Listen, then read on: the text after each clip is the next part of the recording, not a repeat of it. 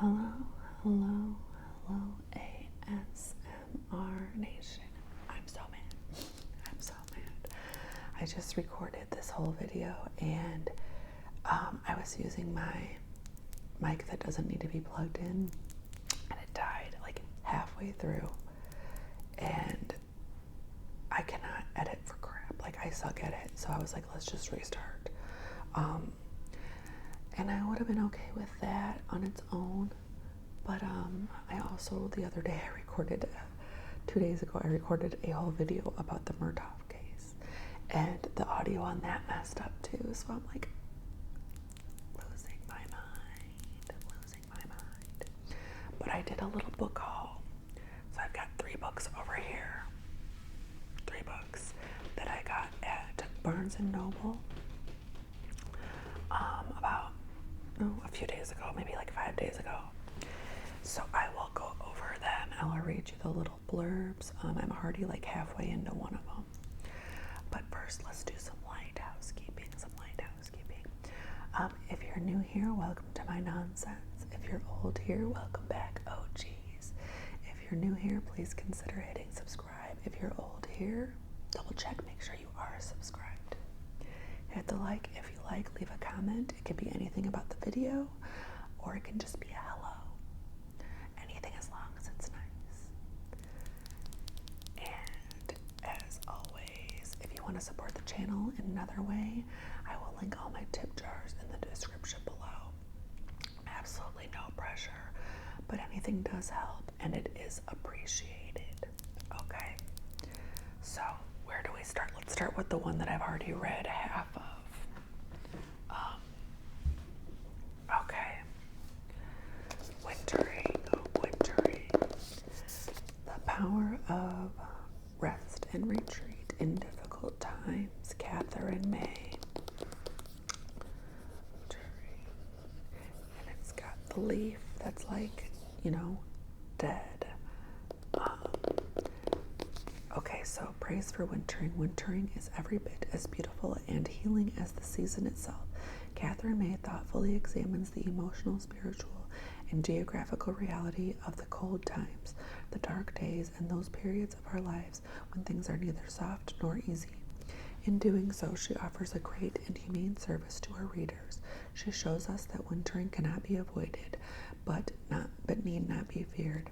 This is a truly beautiful book. Elizabeth Gilbert. I think Elizabeth Gilbert, did she write Big Magic? Wintering is the book equivalent of a perfectly timed hug you didn't know you needed, a warm blanket on a cold day. So many books about adversity focus on ways to get away from the discomfort, and this book so wonderfully and sincerely says it's okay to be here, even when it hurts. It's exactly what the world needs right now. Nora McInerney, host of Terrible Things for Asking. So this book is pretty much not toxic positivity, which I'm glad that finally people are recognizing toxic positivity for what it is. And I don't ever think it worked. I think there was just this whole movement to brush what you're going through under the rug by saying it could be worse, count your blessings, make your gratitude list. And I'm not saying you shouldn't be grateful, but I'm saying that if you're going through something, it's important to give it the respect it deserves, the time and respect it deserves, and to acknowledge that you're going through it, and not just be like, well, could be worse. Granted, yes, most of the time things could be worse, but sometimes you need to give, like a death in the family, an illness, you need to give those things the respect and the time they deserve. So that's kind of what this book is about. An intimate, revelatory book exploring the ways we can care for and repair ourselves when life knocks us down. Sometimes you'll slip through the cracks. Unforeseen circumstances like an abrupt illness, the death of a loved one, a breakup, or a job loss can derail a life. These periods of dislocation can be lonely and unexpected. For May, her husband fell ill, her son stopped attending school, and her own medical issues led her to leave a demanding job. Wintering exposes how she not only endured this painful time but embraced the singular opportunities it offered. A moving personal narrative shot through the lessons from literature, mythology, and the natural world, May's story offers instructions on the transformative power of rest and retreat. Illumination emerges from many sources: solstice celebrations and dormice hibernation, C.S. Lewis and Sylvia Plath swimming in icy waters and sailing Arctic seas. Ultimately, wintering invites us to change how we relate to our fallow times. May models an active acceptance of sadness and finds nourishment in deep retreat. Joy, the hushed beauty of winter, and encouragement in understanding life as cyclical, not linear. A secular mystic, May forms a guiding philosophy for transforming the hardships that arise before ushering in of a new season. So yeah, I've taken a few bites out of this book. When I read nonfiction in a physical book form, I'm a tabber. So yeah, I'm actually a little over halfway done with this. This is the author, Catherine May. All of my books are like orangey red. Okay. I would say in 2022, I maybe read 2 nonfiction books. And I'm already there this year. So sometimes I just don't feel like it. And sometimes I don't feel like reading a fiction book. Okay. Gabor Mate. I don't know. He's all over the place right now. He's on YouTube. He's on TikTok. And Daniel Mate. I don't know how to say their last name. So for now, it's I just won't say their last names. The Myth of Normal. Trauma, illness, and healing in a toxic culture. Praise for Myth of Normal. This riveting and beautiful written tale has profound implications on all of our lives, including the practice of medicine and mental health. That's Vessel A. van der Kolk, MD. A thorough and inspiring work of the heart, this book urges us to question our assumptions and think deeply about who we are and how we can live more fully and freely, harnessing the power of the mind to bring healing and wholeness into our shared lives on earth. By the acclaimed author of In the Realm of Hungry Ghosts, a groundbreaking investigation into the causes of illness, a bracing critique on how our society breeds disease, and a pathway to healing and health and healing. In this revolutionary book, a renowned physician, Gabor, eloquently dissects how in Western countries that pride themselves on their healthcare systems, chronic illness and general ill health are on the rise. So what really is normal when it comes to health? Over 4 decades of clinical experience, Gabor has come to recognize the prevailing understanding of normal as false, neglecting roles that trauma and stress, as well as the pressure of modern-day living, exert on our bodies and minds at the expense of good health. For all our expertise and technological sophistication, Western medicine often fails to treat the whole person, ignoring how today's culture stresses the body, burdens the immune system, and undermines emotional balance.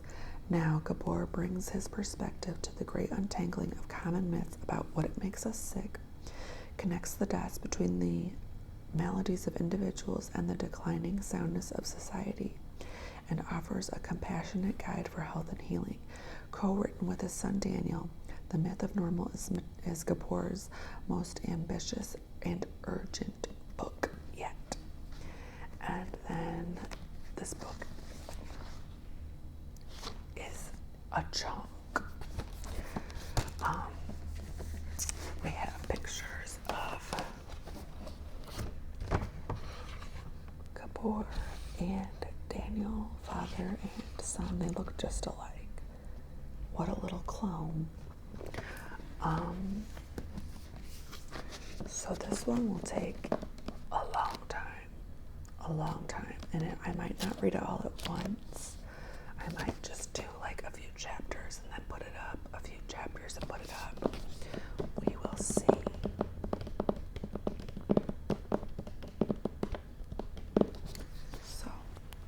final one. So I got this one. I had never heard of it. Blood Orange Night. Blood Orange Night. My Journey to the Edge of Madness, Melissa Bond. I'm an addiction fiction nut. I'm an addiction memoir nut. Like, I don't care what the DOC, the choice is. Like, I'm in it. But this one, when I read the back, I was like, I have to get it because of the Lindsay Clancy case. And if you haven't kind of cracked that case open on your TV or on YouTube or the news, she was an over-medicated woman who took out her family, not the husband, but her own children. She lost it. And I could do a whole video on that, and I probably will. If you want to dig into that, watch Annie Elise's videos on it, because she gets into the whole case, but she also talks about her own postpartum issues, postpartum depression, and she has like firsthand experience, as do I, not with the psychosis, thank God, and not with the over-medicating, although I was over-medicating myself. So there's a lot to this case. It's not to be compared to like Chris Watts. She's guilty. She did something very bad. But it's not like Chris Watts, where, okay, I'll leave it there. She was very over-medicated. Over the course of the last several months, she had been on like 14 medications. Anyways, this is kind of like that, but it's also, it's not kind of like that. I don't think she hurt anybody, but she was over-medicated and she was losing her mind and she developed a dependence.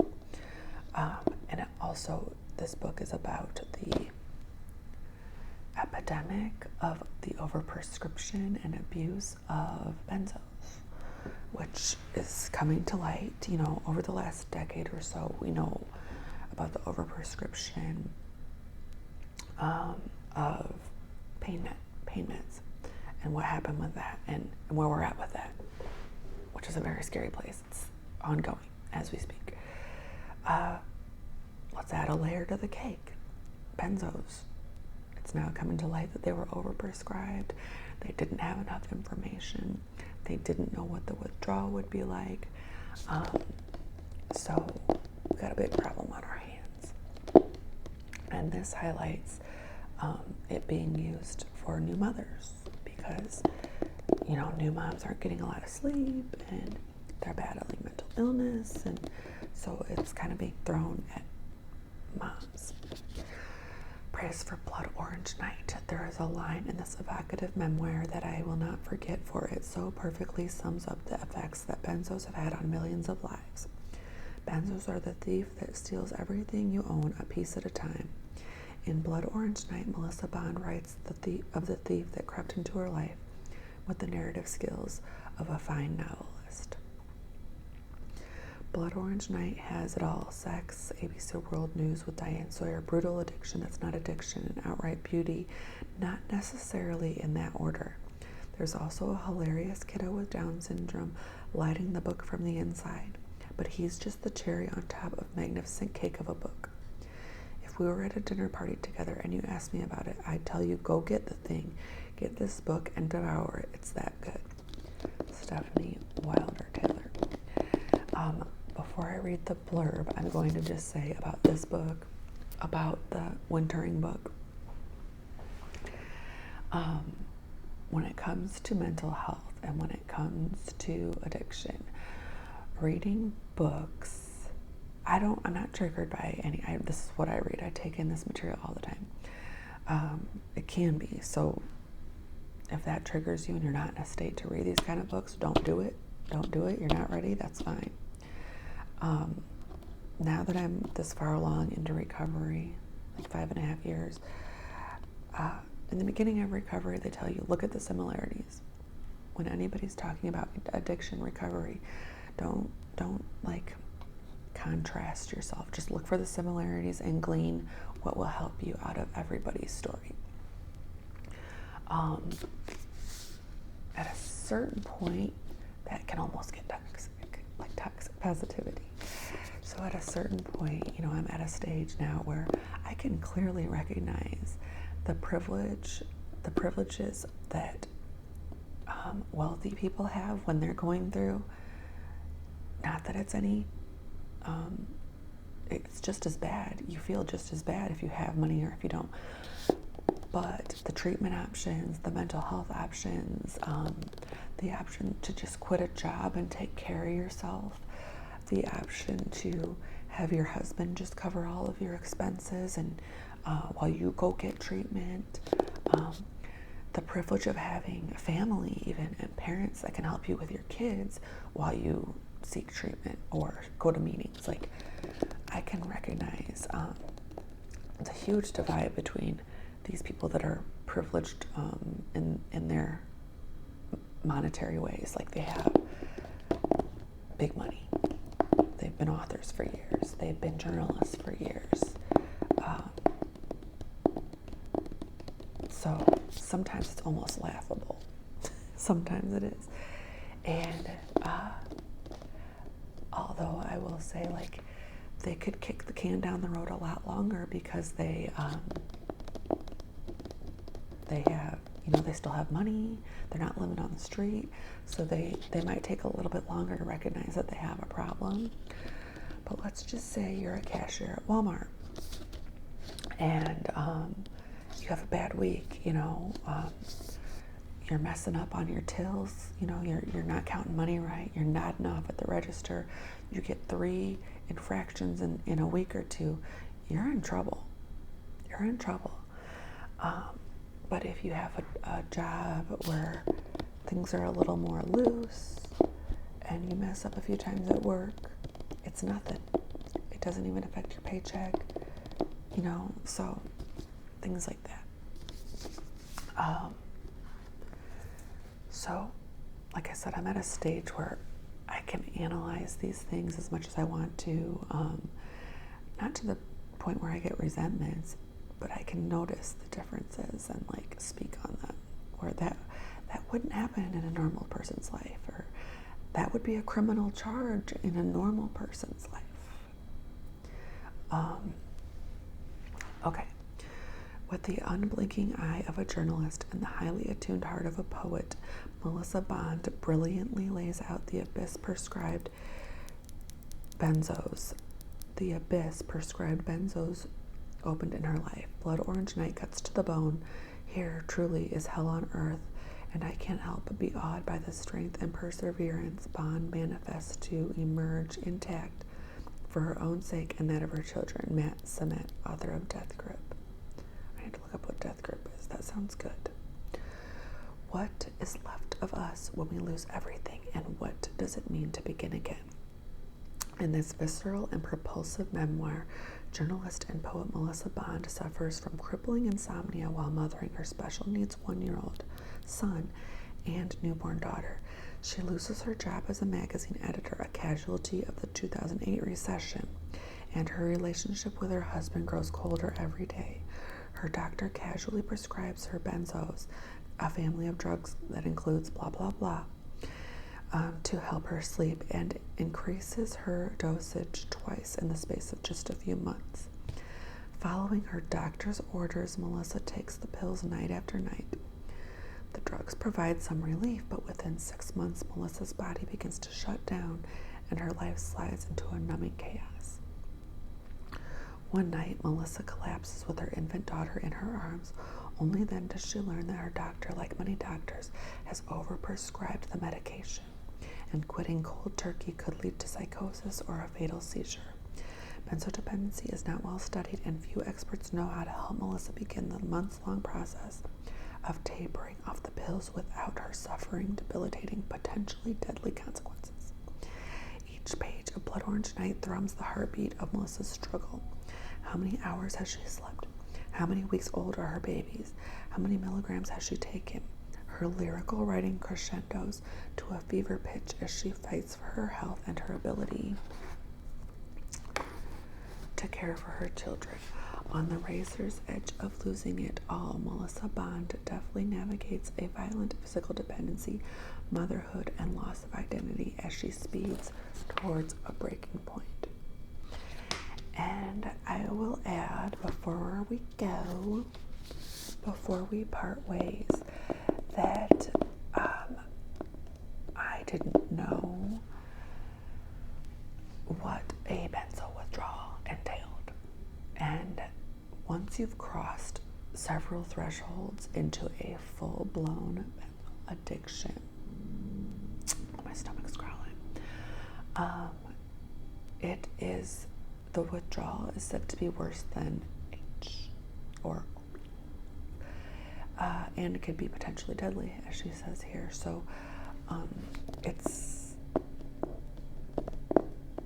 crazy. It's crazy that doctors were handing these out.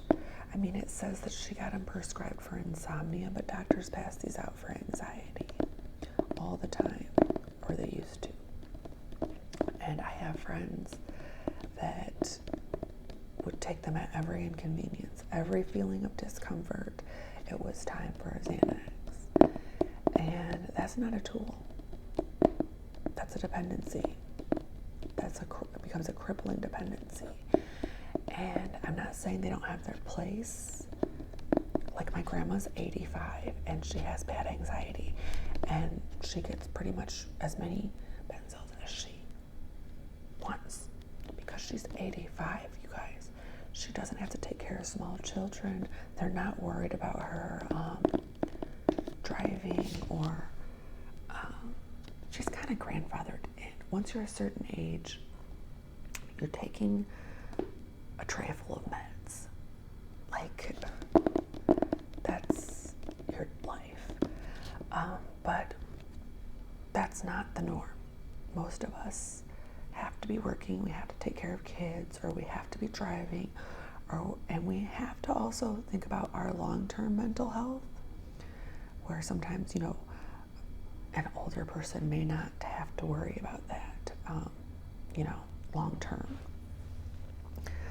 So you get these friends that are popping them like candy, and you're like, you might want to, but you don't want to say too much, First of all, you don't want to scare the crap out of them. Second, if they are recognizing it in themselves, then they will get mad at you for saying something, because it is hitting a exposed nerve.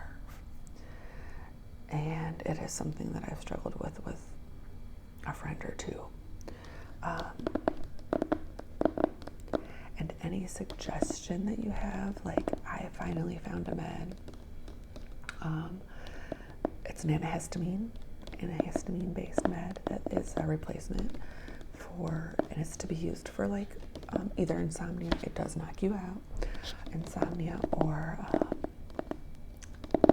an anxiety attack, like an acute moment, not just a moment of discomfort, an acute moment, an anxiety attack. And they will be like, well, those make me too tired, or I don't feel right on those, or just anything. They'll just say anything. It's frustrating. Or they don't want to try it.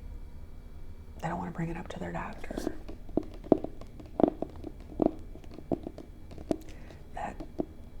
That's a sign. So,